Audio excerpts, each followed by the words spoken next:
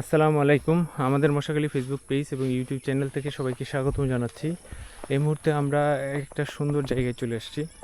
এই জায়গাটুকু আসলে হাওয়াখালী বা এই হাওয়াখালী মাঝিবাড়ি এলাকার জন্য আসলে খুবই পরিচিত একটা জায়গা। তো এটা নদীর এপারে হলেও এই পারে আসলে এটা একটা ঈদগার মাঠ। আসলে এখানে ঈদের নামাজ পড়ানো হতো অনেক দিন আগের। আসলে এই বটগাছের বয়সটা আসলে কত, আসলে এটা খুবই নির্ধারণ করা খুবই কঠিন। তো এই বটগাছটার যে বর্তমান চিত্র, এটা আসলে আনুমানিক অনেক বছর, প্রায় 100 বছর হবে আমার মতে। কারণ হচ্ছে এই বটগাছের যে বিস্তৃতিটা, এটা ব্যাপক জায়গা নিয়ে আসলে এই বিস্তৃতিটা। এই জায়গাটুকু হচ্ছে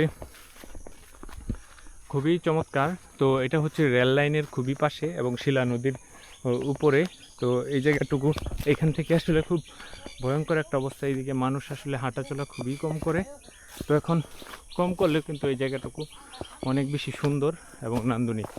তো এখান থেকে মানুষ আসলে ঈদের নামাজ আসলে হয়, ঈদুল ফিতর, ঈদুল আজহা।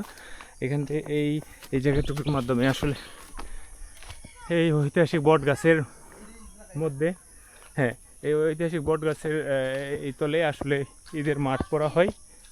তো এই এই জায়গাটুকু আমরা আজকে অনেক দিন পরে এসে আসলে পরিদর্শন করার জন্য আসলাম। তো এই যে দেখেন, এখানে আসলে ঈদের একটা মিম্বর করা হয়েছে, এখান থেকে আসলে ঈদের খুতবা দেওয়া হয়।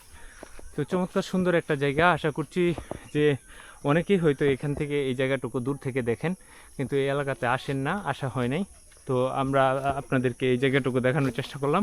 এটা হচ্ছে জায়গাটা হচ্ছে মশাখালী যে শিলা ব্রিজ আছে, এই শিলা ব্রিজের যে কাছে রেল ব্রিজ, যেটা রেল লাইন গেছে পাশ দিয়ে এই এলাকাটা। তো এখান থেকে আসলে ঈদের নামাজ আদায় করা হয়, এখান থেকে মানুষ আসলে ঈদের নামাজ পড়ে। তো সবাইকেও অসংখ্য ধন্যবাদ। আমরা চমৎকার সুন্দর একটা জায়গার মধ্যে ছিলাম। তো সবাই ভালো থাকবেন, সুস্থ থাকবেন। আসসালামু আলাইকুম রহমতুল্লাহি ওয়া বারাকাতুহু।